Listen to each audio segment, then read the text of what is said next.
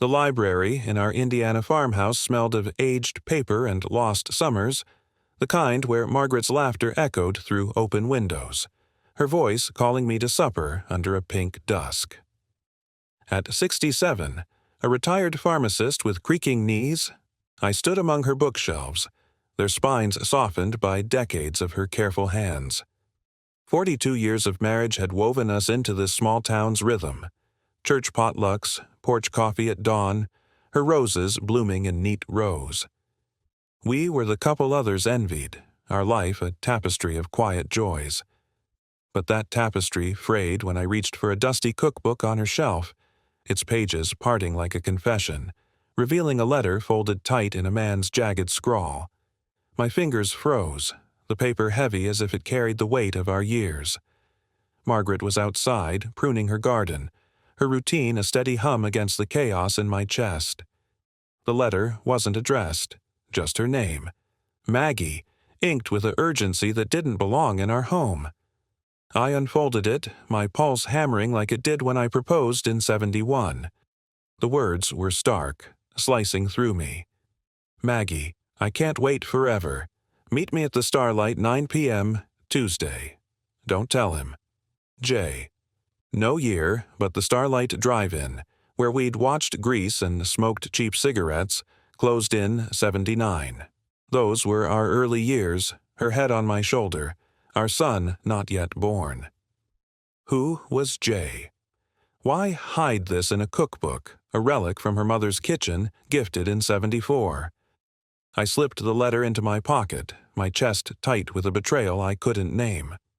Margaret, my Margaret, her hymns filling Sunday mornings, her pies winning church fairs, her gentle smile as we danced to Sinatra in 75, had a shadow I'd never seen. Was this a fleeting affair before me? Or worse, during our marriage? The cookbook felt complicit, its pages a vault for her secrets. I scanned her library, her sanctuary of novels and gardening guides, wondering what else it guarded. The Starlight. I pictured her there, young, slipping away while I worked late at the pharmacy, counting pills under fluorescent lights. My mind churned. Anger, shame, a gnawing curiosity. Was Jay a ghost from her past, or someone still lurking? I moved to her desk, a clutter of seed catalogs, church bulletins, and a half-knit scarf. Snooping felt like a sin, as if I were the one breaking our vows. But the letter burned in my pocket, its words, "Don't tell him," a dare. Under a stack of papers I found a photo, faded, tucked inside a hymnal like a pressed flower. Margaret, maybe 30, stood by the Starlight's neon sign, her smile too bright, too unfamiliar. A man's arm draped around her, his face blurred by time or intent. His stance screamed confidence, a swagger I didn't recognize. On the back, her handwriting, steady as ever. July 76, Starlight. My stomach lurched. 76, we were married, our son, Tommy, barely 2, toddling in our backyard. This wasn't before me. This was during. My hands shook, the photo joining the letter in my pocket. The hymnal, her favorite, felt tainted now, its verses mocking our Sundays. I wanted to storm outside, confront her, demand who Jay was, why she kept this relic of betrayal, but her voice drifted through the window, humming, "Amazing Grace," and it stopped me cold. That voice had soothed me through layoffs, through Tommy's fevered nights, through 42 years of trust. Was she still the woman I loved, or a stranger wearing her face? I needed more than a letter and a photo. Her old address book, somewhere in the house, might hold Jay's name. Or the town library where she volunteered in the 70s might have records of her coworkers, her life before she was fully mine. The front door creaked. "Henry, you in there?" Margaret's call, bright as a summer day, sliced through my fog. She was back, her gardening gloves dusty, her cheeks flushed from the sun. I fumbled, shoving the letter and photo deeper, my heart racing. Her footsteps neared, and I forced a smile, muttering about coffee. She paused in the doorway, her eyes lingering on me, sharper than usual. "You look pale," she said, her voice soft but probing. Did she know I'd been in her library? Had she seen the cookbook out of place? I retreated to the kitchen, the letter a coal in my pocket, my mind spinning. The starlight, Jay, her smile in that photo. They were pieces of a puzzle I wasn't sure I wanted to solve. As I poured coffee I wouldn't drink, my phone buzzed. A text from our daughter, Ellen. "Dad, Mom's been acting strange. She's making late-night calls, whispering. You okay?" My heart sank. Late-night calls? To whom? Was Jay back after all these years, pulling her into his orbit again? The letter's ink seemed to pulse. "Don't tell him." And Ellen's words tightened the noose. I glanced at Margaret through the window, her hands buried in soil, her humming unbroken. She was my wife, my constant, but now a stranger with secrets. The address book was in our bedroom, maybe, or the attic with old boxes. The library was a 20-minute drive, a chance to dig into her past. But every move risked her noticing, risked shattering us. The coffee cup trembled in my hand. The letter, the photo, Ellen's text, they were a map to a truth I wasn't ready for. Do I search the house, tear through her things for more clues, or drive to the library hoping for a name, a face, a reason? Margaret's shadow moved across the garden, and I knew one thing. Her secret was alive, closer than I thought, and it might destroy everything we built. The attic smelled of mothballs and faded summers, the kind where Margaret and I danced barefoot on our Indiana porch, her laughter brighter than the fireflies. Now, at 67, I climbed the creaky stairs, the letter from Jay. "Maggie, I can't wait forever. Meet me at the Starlight, 9 p.m., Tuesday. Don't tell him," burning in my pocket alongside the 1976 Starlight photo. 42 years of marriage, church suppers, her roses, our son Tommy's graduation, felt like a lie. Margaret's late-night calls, flagged by our daughter Ellen's text, echoed in my mind. Was Jay back, pulling her into a past I never knew? The attic, stuffed with boxes from our early years, was my best shot at answers while Margaret was at her church meeting. Her absence a fragile window. The letter's ink haunted me, its words a blade. Don't tell him. Me. The photo, Margaret glowing under the starlight's neon with a stranger's arm around her, was proof she'd strayed in 76 when Tommy was 2. I needed her old address book, maybe buried here among relics of our life. The attic was a maze, Christmas decorations, Tommy's crib, my old pharmacy ledgers. My flashlight beam caught a trunk, its leather cracked, labeled Maggie's keepsakes in her neat script. My heart thudded. This was hers, untouched for decades. I pried it open, dust swirling like ghosts. Inside, no address book, just letters tied with twine and a small diary, its pages yellowed. The letters weren't from Jay, but James, signed with the same jagged scrawl. One, dated August 76, read, "Maggie, the Starlight's our place. Leave him. We'll start over." My knees buckled. Leave me. In 1976, we were saving for our house, planning Ellen's birth.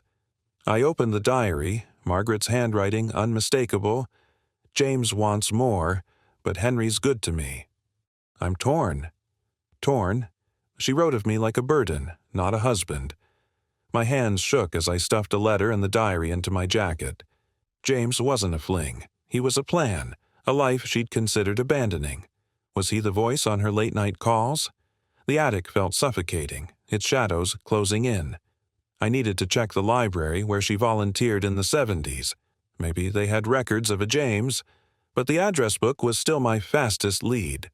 I rummaged further, finding a box of her old library files. Inside, a staff list from 1975. Margaret Lane, James Whitaker, clerks.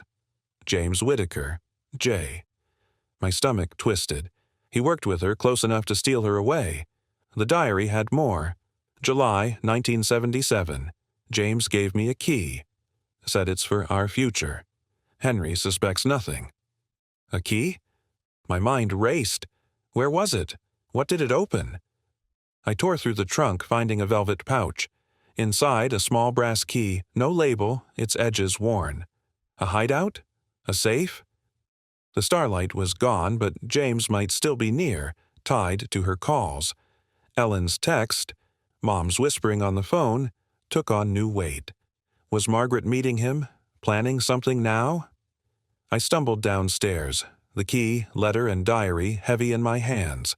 Margaret's car was still gone, but her church meeting felt like a lie. I grabbed the phone book, hands clumsy, and found a James Whittaker address on Elm Street, 15 minutes away. My heart raced. Was he still here, in our town? I could drive there, see his face, demand answers, but the library was safer. Records, not confrontation. My phone buzzed. Ellen again. Dad, Mom just called, sounded frantic, said she's handling things. What's happening? Frantic? My blood ran cold. Was Margaret covering tracks, tipped off by James? The kitchen clock ticked, each second a countdown. The key glinted, daring me to unlock her past. I could search the house for more, her desk, her purse, or drive to Elm Street, risk everything. Margaret's humming, once my comfort, now felt like a mask. The letter, the diary, the key, they were dynamite, and she was the spark. Headlights flashed outside, cutting through the dusk. A car slowed by our house. Margaret? James? I had seconds to hide the evidence or face the truth head-on. The library parking lot smelled of damp asphalt and forgotten summers, the kind where Margaret and I drove to the Starlight Drive-In, her laughter mingling with the radio's hum. Now, at 67, I crouched in my car, the brass key from her attic trunk biting my palm, the letter from James Whittaker. Maggie, the Starlight's our place. Leave him. Heavy in my jacket with the diary, photos, and library ledger. The truck's headlights pinned me, its engine growling like a predator. Was it James, hunting me after my library dig? Or Margaret, tipped off by my snooping? 42 years of marriage, her hymns, our porch swings, Tommy's baseball games, dissolved in the glare. Ellen's text, Mom's locked her study, echoed. Locked, where she made those late-night calls. The truck inched closer, and I had seconds to act. I turned the ignition, my heart hammering, and peeled out, the truck's lights fading in my rear view. Elm Street, James's address, was tempting, but too risky. Confronting him could end badly. Margaret's study was closer, a chance to crack her secrets while she was at church. The $10,000 donation from 77, listed in the library ledger for MC Lane, gnawed at me. Was it James's money, tied to the key? Her diary, James wants more, but Henry's good to me, suggested a plan, not just love. I sped home, the key a burning question. What did it open? A safe? A hideout? Something worth locking her study for? Our farmhouse loomed, dark, Margaret's car still gone. The study door, oak and heavy, stared back, its lock new, shiny, out of place in our trusting home. I grabbed a screwdriver from the garage, guilt warring with resolve. The letter's words, "Don't tell him," meant me, and I was done being blind. The lock gave way with a snap, the door creaking open. Her study smelled of lavender and ink, her desk a clutter of gardening notes and church flyers. My flashlight swept the room, landing on a locked drawer. The brass key fit, turning with a click that echoed like a gunshot. Inside, no money, just a notebook, its pages fresh, and a faded envelope. My hands shook as I opened the notebook. Margaret's handwriting, recent. J. 10 p.m. Usual spot. He's asking questions. My breath caught. J. James. Last week. She was meeting him now, while I tore through her life. The envelope held a bank statement. 1977. Her name alone. $10,000 deposited. Source, J. Whittaker. My knees buckled. The ledger was right. This was their money. Hidden while I filled prescriptions, oblivious. A note slipped from the envelope in James's scrawl. Maggie, this is for us. Keep it safe. J. Us. Not me, not Tommy, not Ellen. The notebook had more. Jay's back in town, wants the money. I can't tell Henry. My stomach lurched. James wasn't a ghost. He was here, demanding what? The $10,000, long spent? Or something else? Ellen's text, Mom's frantic, took on new weight. Was Margaret scared of James, or of me finding out? I stuffed the notebook and statement into my jacket, the key now a tether to their past. The study's walls closed in, photos of us, smiling, clueless, mocking me. I needed to find the usual spot, stop her meeting with James. But where? Elm Street? Or somewhere tied to the Starlight's ruins? Headlights flashed through the window, tires crunching on gravel. My pulse spiked. Margaret, back early, or James, tracking me from the library. I slipped the key into my pocket, the notebook heavy with her betrayal. The car door slammed, footsteps approaching. I could hide the evidence, pretend I'd found nothing, or confront her now, demand why she's meeting James. My phone buzzed. Ellen. Dad, Mom just texted, says she's fixing a mistake. What's wrong? Fixing a mistake. My blood ran cold. The doorknob rattled and a shadow moved across the porch. I had seconds to decide, face the truth or run from it.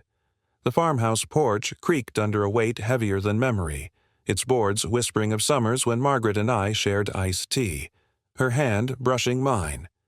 Now, at 67, I stood in her study, the brass key from her attic trunk clenched in my fist, the notebook, J, 10 p.m., usual spot. He's asking questions.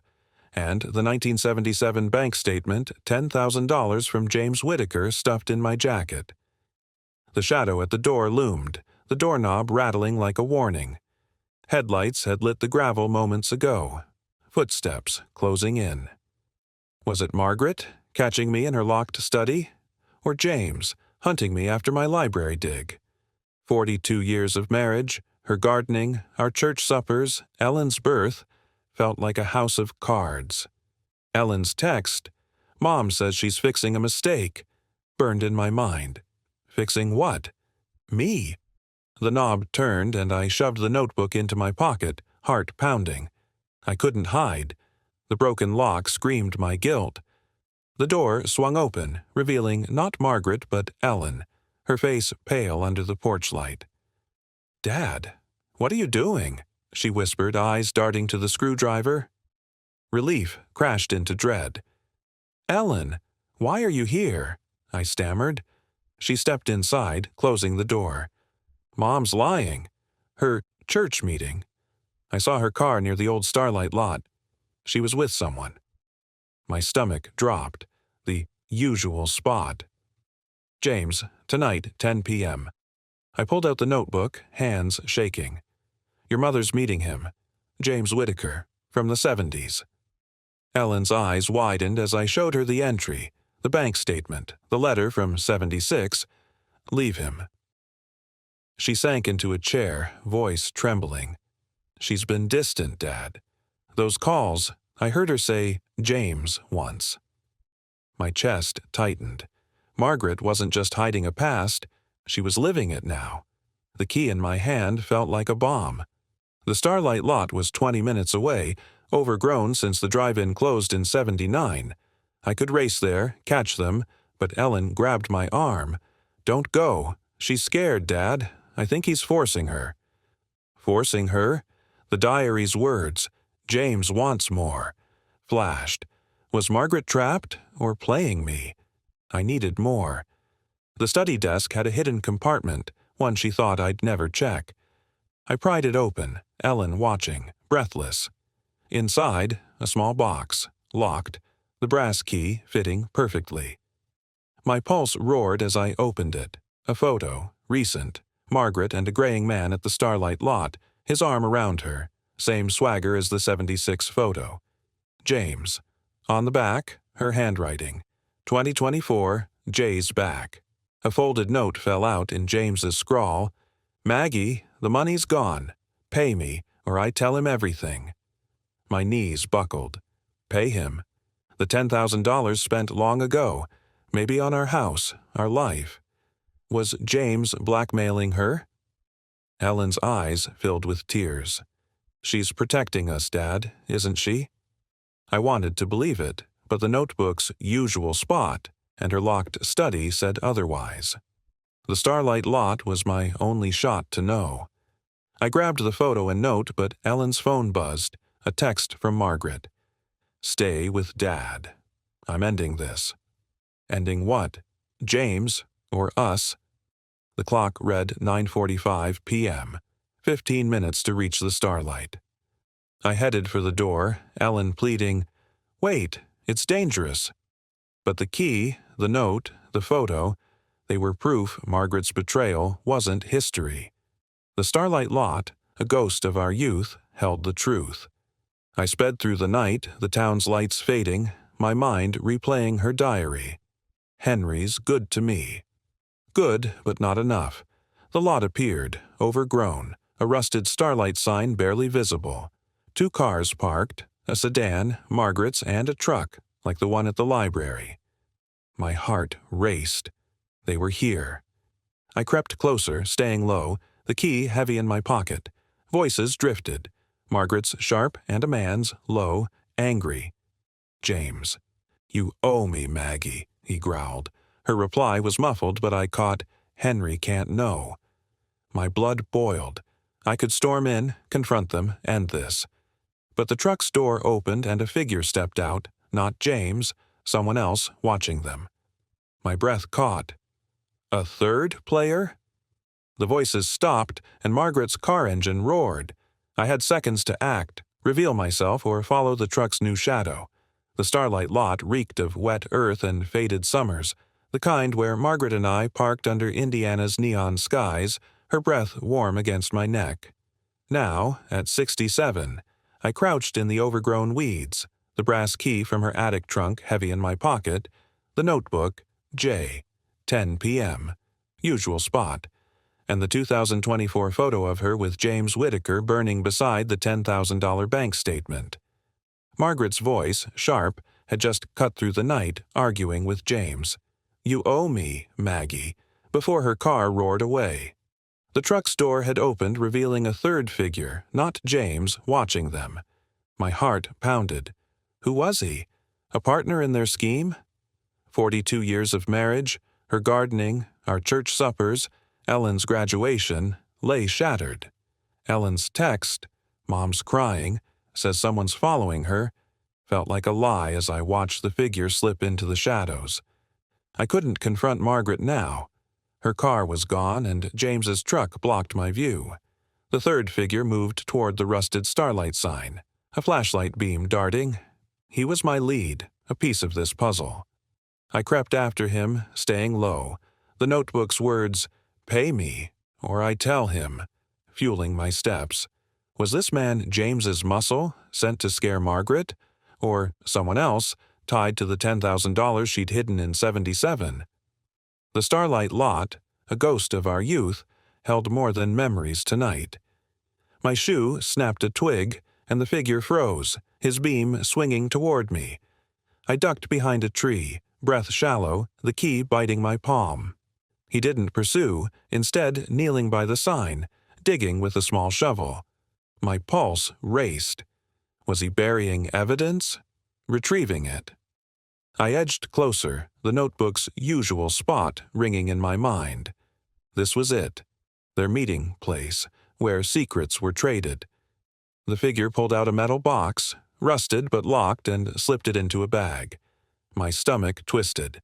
The key in my pocket, did it fit that box? Margaret's diary. James gave me a key. Flashed. This was their stash, maybe the rest of the money, or proof of her betrayal. The figure stood, scanning the lot, then headed for a second car hidden in the brush. I had seconds to act, steal the box or follow him. Confronting him risked everything, but the box could hold answers. I sprinted, heart hammering, and grabbed the bag from the ground where he'd left it briefly. The box inside was heavy, its lock matching the key's size. Footsteps crunched behind me. "Hey!" the man shouted, his voice rough, unfamiliar. I bolted to my car, the bag clutched tight and sped off, his flashlight fading in my rear view. My hands shook as I pulled over a mile away, the starlight's ghosts behind me. I tried the key. The lock clicked open. Inside the box, no money, just a stack of letters and a Polaroid. The photo showed Margaret, James, and a third man, younger, at the Starlight in '77. The third man's face matched the figure I'd just seen, older now but unmistakable. A letter, in James's scrawl, read, "Maggie, Paul's in too. The 10,000 safe, but we need more. Don't tell Henry." Paul, the third man. My head spun. Three of them, Margaret, James, Paul, had planned something, funded by that money, while I raised Tommy. Another letter, recent, 2024. "Maggie, Paul's out of prison. He wants his cut." Prison? My blood ran cold. Was Paul the blackmailer, not James? My phone buzzed. Ellen. "Dad, Mom's back, crying. Says someone's following her. Where are you?" Crying? Following her? My mind raced. Was Paul the shadow, pressuring her at the lot? Or was Margaret playing the victim, knowing I was close? The box's letters mentioned a safe deposit in Indianapolis, tied to the key. I could drive there, check it, or go home, confront Margaret about Paul. The Starlight's secrets were unraveling, but each clue cut deeper. Headlights flared behind me, a car slowing. My heart stopped. Paul, James, or Margaret. I had seconds to hide the box or face the driver. The Indiana highway stretched like a spine through fading summers, the kind where Margaret and I cruised to the Starlight Drive-In, her hair catching the breeze. Now, at 67, I gripped the wheel, the brass key from her attic trunk heavy in my pocket, the stolen metal box, unlocked to reveal letters and a 1977 Polaroid of Margaret, James Whittaker, and Paul, rattling on the passenger seat. Headlights glared in my rear view, the car tailing me since I fled the Starlight lot. Was it Paul, fresh from prison, hunting his cut? Or Margaret, knowing I'd taken her secrets? 42 years of marriage, her hymns, our porch kisses, Tommy's first steps, felt like a borrowed life. Ellen's text. "Mom's crying, says someone's following her," twisted the knife. Was she the prey or the predator? I couldn't go home. The headlights were too close. The box's letters mentioned a safe deposit in Indianapolis, an hour away, tied to the key. "Maggie, Paul's in too. The 10,000 safe," James had written in '77. The 2024 note, "Paul's out of prison. He wants his cut," screamed danger. The safe deposit was my best shot at the truth, maybe holding the rest of their scheme. I floored it, the headlights fading slightly, and aimed for Indianapolis. The city's glow a faint promise. The Polaroid haunted me. Margaret's smile flanked by James and Paul, while I worked late at the pharmacy. What had they planned with that $10,000? The bank loomed, a gray slab under dawn's first light. The safe deposit clerk, a bored woman with a tight bun, barely glanced at my ID. "Box 472, I said, the number scrawled in a 1977 letter. She led me to a vault, the key trembling in my hand. The box opened with a soft click, revealing a leather pouch, a stack of cash, maybe $5,000, and a notarized document. My heart thudded. The document, dated 1978, was a property deed, a cabin in Brown County, titled to Margaret Lane and James Whittaker. My knees buckled. A cabin? Our savings went to our house, or so she'd said. Was this where she met James, Paul, planned their future? The pouch held more, a locket engraved M and J, and a letter from Paul, 1977. "Maggie, the cabin's ours. James says the money's clean. Henry'll never know." Clean? The $10,000 wasn't love. It was a hustle, maybe fraud, while I raised our kids. My hand shook as I pocketed the deed and locket, leaving the cash. The bank's silence pressed in, the vault a tomb for our marriage. Margaret's notebook, J, 10 p.m., usual spot, meant she'd kept this alive, meeting James, maybe Paul at the Starlight lot. Ellen's, someone's following her, gnawed at me. Was Paul threatening her, or was she orchestrating this? I stepped outside, the morning air sharp. The headlights were back, parked across the street. A black sedan, driver obscured. My pulse spiked. I ducked into an alley, the box and pouch heavy in my jacket. The safe deposit had cracked Margaret's past open, but the cabin was the key. Brown County was 2 hours away. I could search it, find proof of her meetings. Or go home, confront her with the deed, demand why she'd lied. My phone buzzed. Tommy, not Ellen. Dad, Mom's at the house packing a bag. Says she's leaving. What's happening? Leaving? My blood ran cold. Was she running to James, Paul, or from them? I glanced at the sedan, its engine starting. The driver knew I'd been in the vault. I could tail him, see if he led to Paul or race to the cabin, beat Margaret there. The deed's address burned in my mind. Brown County, a place we'd never visited. The locket, the cash, the letters, they were proof she'd built a life without me. Footsteps echoed in the alley, a shadow moving fast. My heart stopped. The driver, Paul, or someone worse. I had seconds to hide the pouch or run for my car.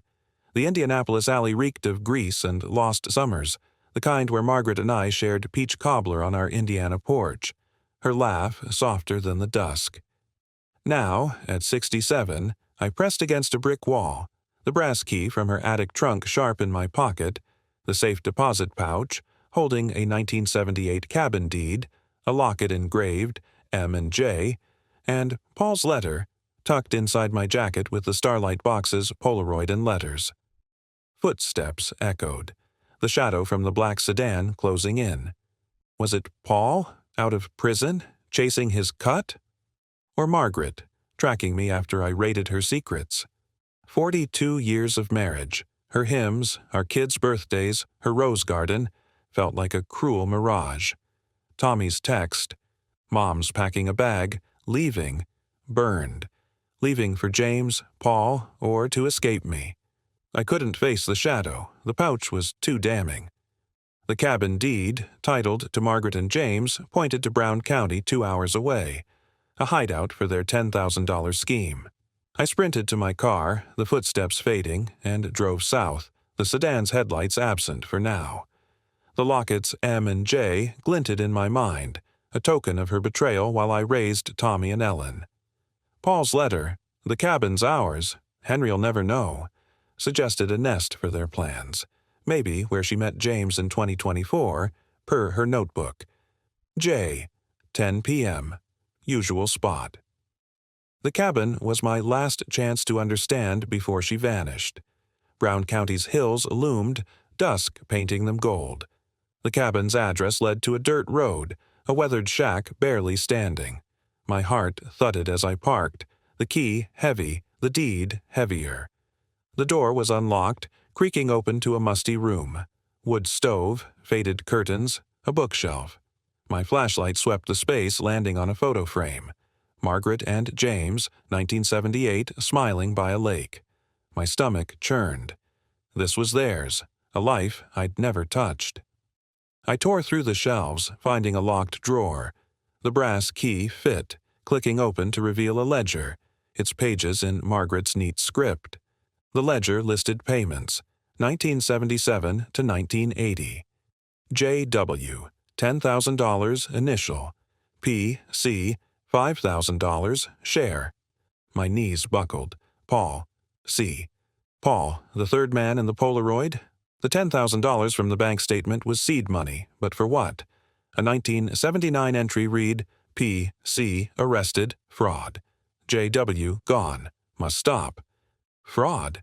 My head spun. Margaret, James, and Paul hadn't just cheated. They'd run a scam, maybe fake investments, using the cabin as a base. A Ketozer Huzonagi's note, fresh in her hand. Paul's back. Wants $20,000. I can't pay. My blood ran cold. Paul wasn't just blackmailing her, he was restarting their old game. A loose floorboard caught my eye. I pried it up, revealing a tin box. Inside, a fake ID. Margaret's face, name Mary Jones, dated 1978, and a letter from James, 2024. Maggie, Paul's dangerous. Meet me, Starlight, or he'll ruin us. Ruin us? She'd protected this, lied to me, while I built our life. The cabin's air choked me, photos of her with James mocking my trust. I pocketed the ID and letter, the ledger too damning to leave. The Starlight meeting, Ellen's mom's crying, Tommy's she's leaving. Was Margaret running from Paul, or with him? Headlights cut through the cabin's window, tires crunching outside. My pulse spiked. The sedan, or worse, Paul himself. I doused my flashlight, the ledger heavy in my jacket. The cabin was a trap, proof of her crimes, but I couldn't stay. A car door slammed, a man's voice muttering. Not James's growl from the Starlight. I could confront him, demand answers, or slip out the back, race home to stop Margaret's escape. My phone buzzed. Ellen. Dad, Mom's gone. Left a note. I'm sorry, I have to end it. End it? My heart stopped. The cabin door rattled and a flashlight beam sliced the dark. I had seconds to run or face the hunter. The Brown County cabin creaked like a ghost of summers past when Margaret and I waltzed on our Indiana porch, her perfume sweeter than the clover fields. Now, at 67, I crouched in the dark, the brass key from her attic trunk digging into my palm, the ledger, detailing her 1977 fraud with James Whitaker and Paul, stuffed in my jacket beside the fake ID, Mary Jones, the locket, and James's 2024 letter. Paul's dangerous. The cabin door rattled, a flashlight beam slicing through the gloom. The intruder's muttering grew louder, not James's voice from the Starlight lot. Was it Paul, out of prison, hunting his cut? 42 years of marriage, her pies, our church fairs, Ellen's giggles, lay in ruins. Ellen's text, Mom's gone, left a note. I'm sorry, I have to end it, clawed at me. And what? Us? I couldn't run. The back exit was blocked by junk. The ledger's entries, PC arrested, fraud, J. W gone? Proved Margaret's crime, but her 2024 note. Paul's back, wants $20,000, screamed she was still entangled. The door burst open, and I froze, clutching the fake ID. A man stepped in, gray-haired, burly, his face matching the Polaroid's Paul, older but unmistakable. "Where is it?" he growled, sweeping the flashlight. My heart hammered. He hadn't seen me, but the ledger in my jacket could destroy him. Or Margaret. I could slip out, escape to my car, or confront him, demand why she's running. I edged toward the door, but my foot hit a creaky board. Paul's beam swung, pinning me. "You!" he barked, stepping closer. "Henry, right? She said you'd snoop." My stomach dropped. Margaret had warned him? I gripped the key, voice steady despite my fear. "What's the $20,000, Paul? Your scam with her and James?" His eyes narrowed, a smirk twisting his lips. "She told you nothing, huh? That money was ours. Investments, fake deeds. Maggie played you, kept the cabin." My knees buckled. Played me? The deed, titled to her and James, was no love nest. It was their front. Paul lunged, grabbing my jacket. "Where's the ledger?" I shoved him, bolting for the door, but he tackled me, the pouch spilling. The fake ID skittered across the floor, Paul snatching it. "Mary Jones," he sneered. "Her escape plan till I got out." "Escape? From me?" My head spun. He pocketed the ID, missing the ledger, and I scrambled up, clutching it. "She's meeting James now," he spat. "Starlight lot, midnight. Get there, or she's gone for good." Midnight, 30 minutes away. My car was outside, but Paul's truck blocked the path. I stumbled into the night, Paul's flashlight behind me. My phone buzzed. Tommy. "Dad, Found Mom's note in her study. James, I'll fix it. Starlight. She's not answering. Fix it? My blood ran cold. Was she paying Paul off or running with James? I sped toward the Starlight lot, the ledger's weight crushing. A hidden shelf in the cabin had caught my eye. A small journal missed in my panic. I'd grabbed it, its first page chilling. 2024, JW. Paul's out. He knows about the bank. I have to end it. The bank? Not the 10,000. Something bigger, hidden all these years. The Starlight lot emerged, its rusted sign a skeleton in the moonlight. Margaret's car was there, James's truck beside it. Voices argued, her plea, his growl. My heart raced. I crept closer, the journal revealing more. 1978, opened account, $50,000, JW is plan. Henry can't know. 50 grand, my life savings, our home, were built on her lies. The arguing stopped, a car door slamming. Headlights flared, not from their cars. A third vehicle, Paul's truck, roaring in. My breath caught. He'd followed me, or worse, come for them. I had seconds to confront Margaret and James or hide from Paul's wrath. The Starlight lot hummed with ghosts of summers past, when Margaret and I watched double features, her hand warm in mine under Indiana's starry skies. Now, at 67, I crouched in the weeds, the brass key from her attic trunk heavy in my pocket, the ledger, exposing her 1977 fraud with James Whitaker and Paul, pressed against my chest with the fake ID, Mary Jones, the locket, and the 2024 journal, $50,000. JW is plan. Paul's truck roared into the lot, its headlights cutting through Margaret's argument with James. You owe me, Maggie. My heart pounded. Was Paul here to end their scheme or join it? 42 years of marriage, her roses, our porch swings, Tommy's laughter, crumbled. Ellen's text, Mom's gone, I have to end it, felt like a trap. I couldn't hide. Paul's arrival changed everything. Margaret's car idled, James's truck beside it. Her voice cracked. James, I can't pay him. And I stood, legs shaking, the ledger my only weapon. Margaret, I shouted, stepping into the light. Her face froze, pale under the rusted Starlight sign. James, graying but sharp-eyed, spun toward me, his swagger from the 77 Polaroid unchanged. Henry? Margaret gasped, clutching her purse. Paul's truck door slammed, his burly frame emerging, the same man who'd tackled me in the cabin. Well, well, he sneered. The husband's here. My voice trembled but held. I know everything. $50,000 the cabin, your fraud.